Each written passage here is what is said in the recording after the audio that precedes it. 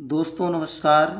दोस्तों SD success गुरु के YouTube platform पर आप सभी का हार्दिक स्वागत है। दोस्तों आशा करता हूं आप लोग अच्छे होंगे, स्वस्थ होंगे। दोस्तों आज हम आप लोगों के लिए संविधान के 20 प्रश्न, टॉप 20 प्रश्न लेकर के आए हुए हैं जो आपके आने वाले एग्ज़ाम्स, चाहे वो यूपीपी हो, चाहे आरपीएफ हो, चाहे कोई भी एग्ज़ाम हो, दोस्तों उन सभी में अति महत्वपूर्ण प्रश्न हैं। इनमें से प्रश्न पूछा जाना अनिवार्य है दोस्तों। तो आइए हम देरी ना करते हुए दोस्तों अपने पॉइंट पर चलते हैं। दोस्तों हमारा पहला प्रश्न है दोस्तों, भारतीय संविधान 26 जनवरी 1950 को पूर्णतः लागू हुआ था। तो दोस्तों इस वीडियो की खास बात ये है दोस्तों, ये वीडियो आपको पूरी तरह वन लाइनर है दोस्तों। प्रश्न का कोई भी झंझट नहीं है। एग्ज़ाम में एग्जामिनर किसी भी प्रकार से प्रश्न घुमा फिरा करके पूछेगा, आप 100% उसका आंसर देंगे, ये मेरी पक्की गारंटी है दोस्तों, श्योर है। ये मेरा पूरा विश्वास है कि एग्जामिनर किसी भी तरह घुमाएगा क्वेश्चन, उसके घुमाने का कोई असर नहीं होगा आपके दिमाग पर, ये 100% श्योर है दोस्तों। तो आइए हम अपने प्रश्न को समझते हैं और उसके उत्तर को समझते हैं कि कैसे, किस प्रकार से इसके प्रश्न बनाए जा सकते हैं। तो मैंने आपको कहा दोस्तों कि जो हमारा पहला प्रश्न है भारतीय संविधान 26 जनवरी 1950 को पूर्णतः लागू हुआ था। तो अब ये प्रश्न जो बनेगा दोस्तों, भारतीय संविधान कब लागू हुआ था? तो भारतीय संविधान 26 जनवरी को 1950 को पूर्णतः लागू हुआ था। हमारा दूसरा प्रश्न है दोस्तों, बी.एन. राव संवैधानिक सलाहकार नियुक्त किए गए थे। बी.एन. राव संवैधानिक सलाहकार नियुक्त किए गए थे। अब प्रश्न जो बनेगा दोस्तों, संवैधानिक सलाहकार किसे नियुक्त किया गया था? तो किसे नियुक्त किया गया था? तो दोस्तों बी.एन. राव को। दोस्तों मेरा वन लाइनर प्रश्न का मेन मकसद यही है दोस्तों कि आपको कन्फ्यूज़न नहीं होना चाहिए, एग्ज़ाम में जैसा मर्जी क्वेश्चन घुमा फिरा के पूछे। हमारा तीसरा प्रश्न है दोस्तों, प्रारूप समिति के अध्यक्ष डॉक्टर भीमराव अंबेडकर थे। तो अब जो प्रश्न बनेगा दोस्तों कि प्रारूप समिति के अध्यक्ष कौन थे? तो प्रारूप समिति के अध्यक्ष कौन थे दोस्तों? डॉक्टर भीमराव अंबेडकर जी थे। अब हमारा चौथा प्रश्न आता है दोस्तों, भारत का प्रथम नागरिक राष्ट्रपति होता है। भारत का प्रथम नागरिक कौन होता है दोस्तों? राष्ट्रपति होता है। अब हमारा जो प्रश्न बनेगा दोस्तों, वो प्रश्न इस प्रकार बनेगा कि भारत का प्रथम नागरिक कौन है या कौन होता है? तो आपको उत्तर में क्या लिखना है दोस्तों? राष्ट्रपति। पांचवा प्रश्न है हमारा दोस्तों, राज्यसभा के सदस्यों का कार्यकाल 6 वर्ष होता है। राज्यसभा के सदस्यों का कार्यकाल कितना होता है दोस्तों? 6 वर्ष होता है। अब जो प्रश्न बनेगा दोस्तों वो कैसे बनेगा? राज्यसभा के सदस्यों का कार्यकाल कितना होता है? तो राज्यसभा के सदस्यों का कार्यकाल दोस्तों 6 वर्ष होता है।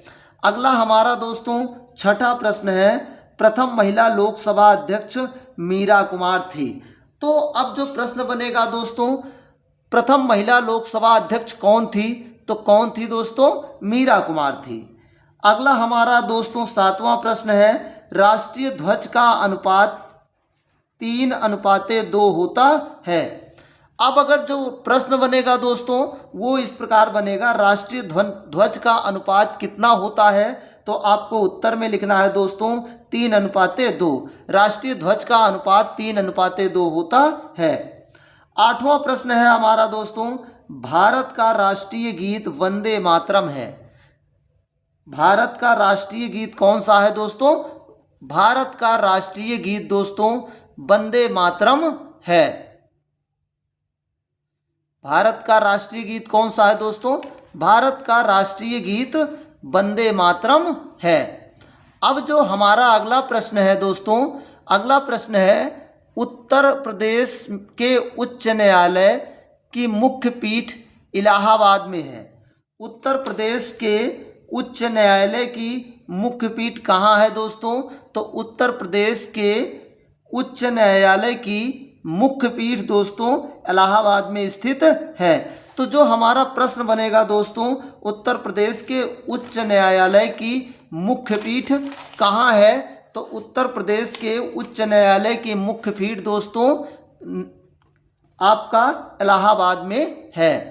अब हमारा जो 10वां प्रश्न है दोस्तों, 10वां प्रश्न इस प्रकार है दोस्तों कि डॉक्टर राजेंद्र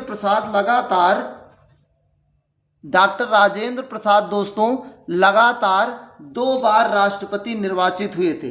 अब ये जो प्रश्न पूछा जाएगा दोस्तों कि वह कौन सा राष्ट्रपति है, या उस राष्ट्रपति का नाम बताइए जो लगातार 2 बार निर्वाचित हुए थे। तो आपको उत्तर में बताना है दोस्तों डॉक्टर राजेंद्र प्रसाद। 11वां प्रश्न है दोस्तों, नीति आयोग का अध्यक्ष प्रधानमंत्री होता है। अब नीति आयोग का अध्यक्ष कौन होता है दोस्तों? नीति आयोग का अध्यक्ष प्रधानमंत्री होता है। 12वां प्रश्न है दोस्तों, MS फातिमा बीबी उच्चतम न्यायालय की प्रथम महिला न्यायाधीश थी। उच्चतम न्यायालय की प्रथम महिला न्यायाधीश कौन थी दोस्तों? तो MS फातिमा बीबी। तो अब आपसे जो प्रश्न बनाया जाएगा, जो प्रश्न पूछेगा दोस्तों, वो इस तरह पूछेगा कि उच्चतम न्यायालय की प्रथम महिला न्यायाधीश कौन थी? तो आपको बताना है दोस्तों MS फातिमा बीबी थी। अगला जो प्रश्न है हमारा 13वां प्रश्न है, भारत के प्रधानमंत्री के रूप में सबसे लंबा कार्यकाल पंडित जवाहरलाल नेहरू का था। वो कितना दिन था दोस्तों? 16 वर्ष 286 दिन था। तो अब जो प्रश्न बनेगा दोस्तों वो इस प्रकार बनेगा कि भारत के वह कौन से प्रधानमंत्री हैं जिनका सबसे लंबा कार्यकाल था। तो आपको क्या बताना है दोस्तों? पंडित जवाहरलाल नेहरू का था। लेकिन कितना दिन था दोस्तों?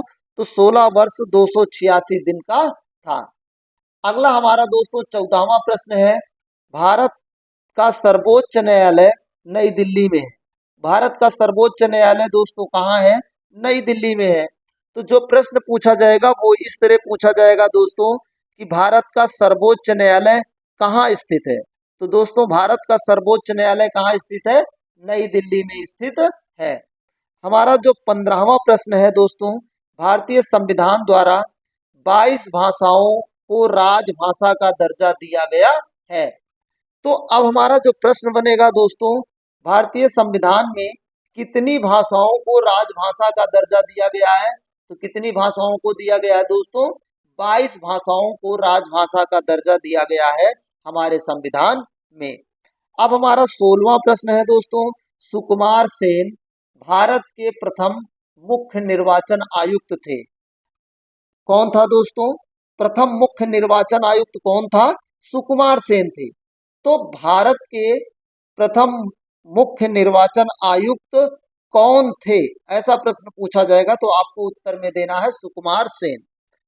दोस्तों आशा करता हूं ये आपको पूरा वन लाइनर प्रश्न समझ में आ रहा होगा, क्योंकि YouTube के इतिहास में पहली बार हम आपको संविधान के 20 प्रश्न अनिवार्य रूप से दे रहे हैं वन लाइनर। आज तक ऐसा वीडियो आपको देखने को नहीं मिला होगा दोस्तों। तो अब ये हमारा जो 17वां प्रश्न है दोस्तों, सरोजनी नायडू स्वतंत्र भारत की पहली महिला राज्यपाल थी। तो स्वतंत्र भारत की पहली महिला राज्यपाल कौन थी दोस्तों? सरोजनी नायडू थी। तो प्रश्न कैसा बनेगा दोस्तों? स्वतंत्र भारत की पहली महिला राज्यपाल का नाम है या नाम था। तो क्या था दोस्तों? सरोजनी नायडू था। अब हमारा जो अगला प्रश्न आता है दोस्तों, भारतीय संविधान के अनुच्छेद 14 से 18 तक समानता का अधिकार का प्रावधान है। बहुत प्रश्न पूछा जाता है ये दोस्तों कि समानता का अधिकार किस अनुच्छेद से लेकर के किस अनुच्छेद तक है। तो दोस्तों 14 से 18 तक समानता का अधिकार है। अब हमारा जो 19वां प्रश्न आता है दोस्तों, नियंत्रक एवं महालेखा परीक्षक की नियुक्ति राष्ट्रपति करता है। वेरी वेरी मोस्ट इम्पॉर्टेंट है दोस्तों, कई बार प्रश्न उठा हुआ है कि नियंत्रक एवं महालेखा परीक्षक की नियुक्ति कौन करता है दोस्तों। तो नियंत्रक एवं महालेखा परीक्षक की नियुक्ति दोस्तों राष्ट्रपति करता है। दोस्तों हमारा अगला और लास्ट प्रश्न है दोस्तों, नीति आयोग का अध्यक्ष कौन होता है। नीति आयोग का अध्यक्ष दोस्तों प्रधानमंत्री होता है। ये प्रश्न ऐसे पूछा जाएगा, नीति आयोग का अध्यक्ष कौन होता है, तो आपको आंसर में देना है दोस्तों नीति आयोग का अध्यक्ष दोस्तों प्रधानमंत्री होता है। दोस्तों आशा करता हूँ ये वीडियो आपको समझ में आई होगी दोस्तों। तो यदि आपको वीडियो पसंद आई हो दोस्तों तो आप वीडियो को लाइक करें, शेयर करें, और यदि आप चैनल पर नए हैं दोस्तों तो चैनल को सब्सक्राइब करना ना भूलें, जिससे आगे आने वाली वीडियो की नोटिफिकेशन दोस्तों आप तक पहुंचती रहे। दोस्तों ये मेरा पहला वीडियो है संविधान पर दोस्तों, और हमने एक नई पहल की है कि जिससे आपको आसानी से क्वेश्चन का सामना हो सके दोस्तों, जिससे आपको दिक्कत ना हो। तो इसलिए आपको यदि ये वीडियो पसंद आए दोस्तों तो आप कमेंट जरूर करें, जिससे हमारा नेक्स्ट लेक्चर दोस्तों संविधान पर जरूर आए।